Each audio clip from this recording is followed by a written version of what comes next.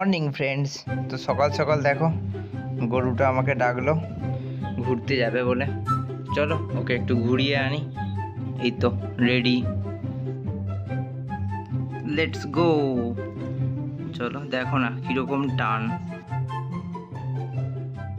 দেখো তোমরা একটু স্থিরতা নেই, মানে বেরিয়েছে একটু পড়েই যাবে একদম, একটু যে আস্তে আস্তে যাবে না তার কোনো বালাই নেই, টেনে নিয়ে আমাকে চলে যাবে।